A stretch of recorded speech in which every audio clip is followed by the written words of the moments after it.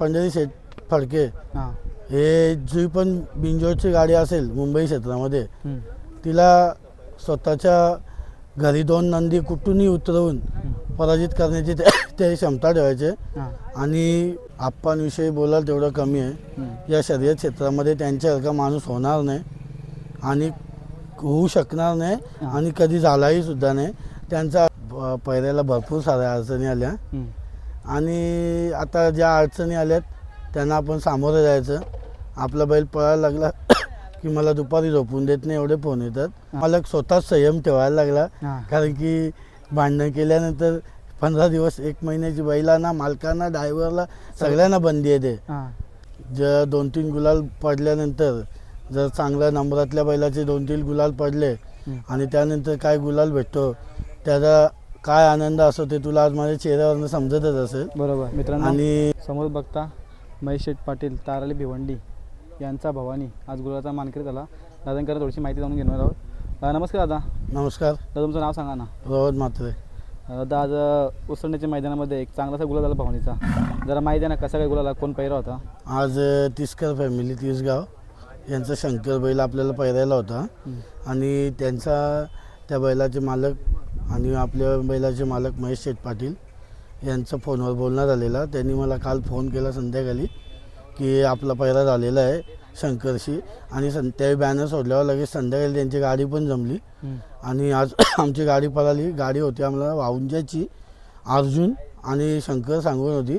त्यांना घरचाच बैल निघालेला त्यांचा आणि लक्षा आणि आपला शंकरला आपण भवानी काढला.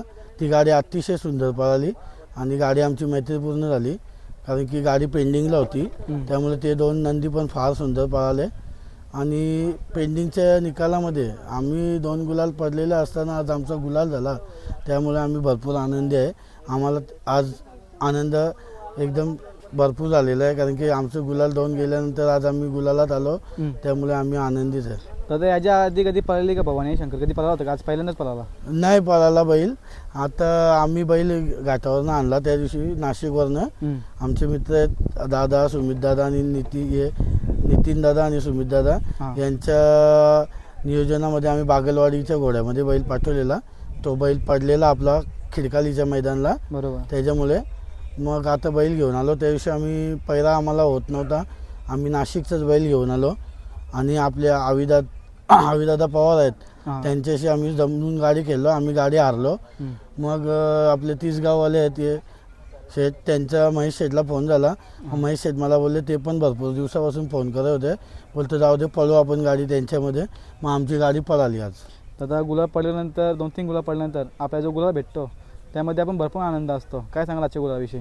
जर 2-3 गुलाल पडल्यानंतर जर चांगल्या नंबरातल्या बैलाचे 2-3 गुलाल पडले आणि त्यानंतर काय गुलाल भेटतो त्याचा काय आनंद असतो ते तुला आज माझ्या चेहऱ्यावरनं समजतच असेल. बरोबर. आणि खरंच सांगतो तुला मी, आज माझ्या बैलाचा गुलाल झाला तर आम्ही जरा आनंदी आहे. गुलाल कसा पण हो, पण शर्यतीमध्ये गुलाल पाहिजे. ज्या बैलाच्या अंगावर गुलाल असेल त्याच मालकाचं नाव होतं. आपण बघतो ना, घरनं आपण निघतो फक्त गुलालासाठी. जेव्हा तो गुलाल आपल्या कपायला लागतो तेव्हा आपले मित्रपरिवार पण आणि जे बऱ्यासोबत असतात ते सर्व खुश होतात. असंच आहे. आमचे सर जे आहेत, आमचा टेमघरचा ग्रुप आहे, कामतघरचा आहे, ताडालीचा आहे. आता ते थोडं इलेक्शनमध्ये बिझी आहेत तिकडे, परंतु आले होते ते. आणि आमचे गावातले माझे मित्र भाऊ आहे, विनायक आहे, राहुल आहे आणि ओम आहे, जंगल्या म्हणून आहे. असे आम्ही 4-5 जण असतो. ते आमच्या पाठीशी असतातच. ते पण आता थोडे त्यांच्या कामामध्ये व्यस्त आहेत. आणि जी आमची मुलं आहेत त्यांची आम्हाला चांगली साथ असते. आणि एक माझा मित्र आहे मुकेश पाटील, तो त्याच्या कामात किती जरी व्यस्त असला तरी लाईव्हला शर्यत बघतो आणि पहिला मला फोन करतो, अभिनंदन, पार्टी कधी देणार. दादा, आपण बघतो ना, बैलाचे गुलाब पडल्यानंतर ना आपल्याला पहिला देखील अडचणी होतात. तुम्हाला काही अडचणी वगैरे आल्या होती का पहिल्यासाठी? पहिल्याला भरपूर साऱ्या अडचणी आल्या आणि आता ज्या अडचणी आल्यात त्यांना आपण सामोरं जायचं. आपला बैल पळायला लागला की मला दुपारी झोपून देत नाही एवढे फोन येतात. परंतु आता आपलाच नंदी बॅट पायला असल्यानंतर बैल देत नाही, त्याच्याबद्दल ते आपण फक्त लक्षात ठेवायचं.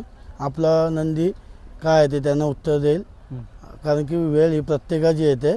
बरोबर. आणि जो संयम ठेवतो त्याचा एक ना एक दिवस नक्की येतो. बैलगाडी क्षेत्रात ना संयम खूप महत्त्वाचा आहे. जर संयम असेल ना तरच पुढचं नियोजन आणि यश आपल्याला लवकर भेटतो. काय सांगाल? बैलगाड्या क्षेत्रामध्ये संयम तर भरपूर महत्त्वाचा आहे. आणि ज्या वेळेस आपण आपली गाडी पराभव होतं आपल्या गाडीचा, तेव्हा आपण त्याचं निरीक्षण केलं पाहिजे की आपली गाडी का पराभव झाली, आपला बैल पळाला का नाही, का बाजूचा बैल पळाला, की नेमका कसं कारण होता.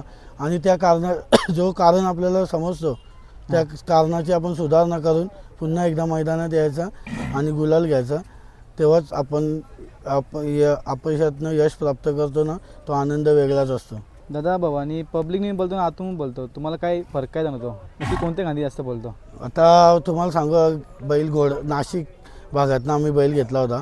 घोड्यातली बैल उजव्याच खांदे असतात, ती डाव्यावर असतात पण उजव्या खांदा असतो आणि उजव्यावर असतात पब्लिकने असतात. तर हा बैल आपण पहिले उजवीनेच आखलायचो, परंतु आपल्या या बैलाचे आणि जे आमचे शेठ आहेत महेश शेठ पाटील ताडाली भिवंडी, त्यांचा शौकच असा आहे. ते पण पंढरी फडकेसारखेच आहेत. कोणताही बैल आम्ही आजपर्यंत घेऊन आलो नाशिकवरनं का तो बैल आम्ही डावी खांद टाकतो, डायरेक्ट टाकतो. नाशिकला एकदा पण हाकलेला नसतो. तसेच बैल आम्ही उजवीला हाकलं होतं पब्लिकनी. बैल चांगला पळायचा.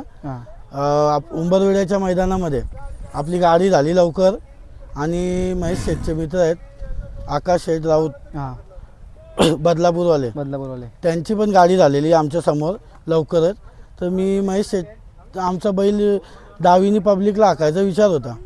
तर महेश शेठला मला बोलले बैल डावीनी फेरा मारायचा का, तर बैल कोणाचा? मी बोललो आकाश शेठचा बैल आताच पळून आला आहे. महेश शेठनी फोन केला, लगेच आकाश शेठनी सांगितलं बैल महेश शेठला द्या फेऱ्याला. आम्ही तिथं फेरा टाकला, बैल तिथं फेऱ्याला चांगला पळाला. मग आम्ही डायरेक्ट त्याच्यानंतर बैल पूर्ण सीझन मागच्या वर्षी पडगे पनवेलची रायफल याच्यामध्ये आपली गाडी एक अपराजित गाडी राहिलेली. फक्त एक गाडी आमच्या चुकीमध्ये पडली. आम्ही तीच गाडी उजव्या रस्त्यात घेतली. मारी आणि सावल्या होता, त्यांना आम्ही चान्स दिला आणि गाडी आमची या रस्त्यात आली. तरी त्यांच्या पुढे 4 चकड्यांनी गाडी आलेली आमची, एवढी गाडी आमची पळायची. त्यामुळे बैलाचा स्पीड दोन्ही खांदी चांगला होता. आता जास्त त्याला आम्ही उजवी खांद पळवण्याचा प्रयत्न करू, म्हणजे उजवीला पब्लिक पळवण्याचा प्रयत्न. दादा आता तुम्ही मगाशी नाव घेतला स्वर्गीय पंडित शेठ फडके, यांच्यासारखा महेश शेठचा पण केला आहे. काय सांगाल आप्पांविषयी? आप्पांविषयी बोलायला तेवढं कमी आहे. या शर्यत क्षेत्रामध्ये त्यांच्यासारखा माणूस होणार नाही आणि होऊ शकणार नाही आणि कधी झालाही सुद्धा नाही. त्यांचं असं होतं, आता गुरुनाथ शेठची पण मुलाखत आलेली आहे, मी बघितली. ते 26 जानेवारीला त्यांच्याच आप्पांच्या पावलावर पाऊल ठेवून 5 शर्यती करणार आहेत. त्यांचा नाद नाही कोणी करू शकत.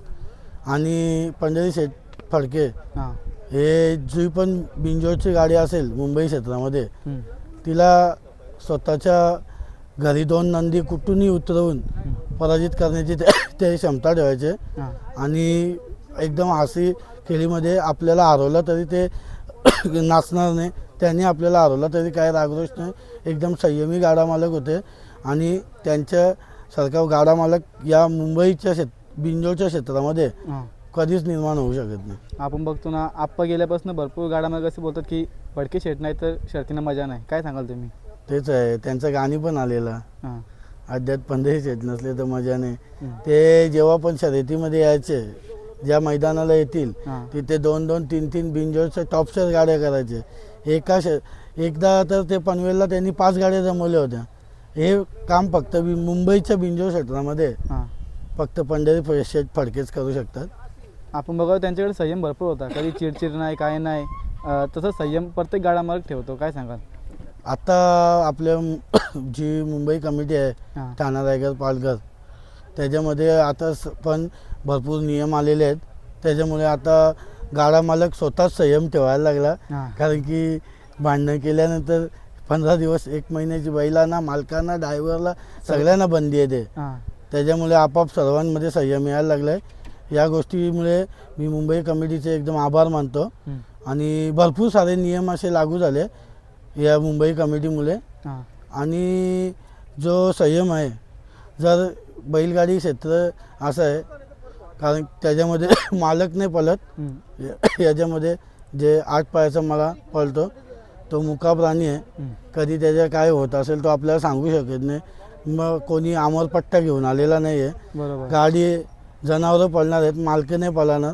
त्याच्यामुळे मालकांचा आणि जे आपले चाहता वर्ग असतो त्यांनी नुसतं तोंड चालून फायदा नसतो.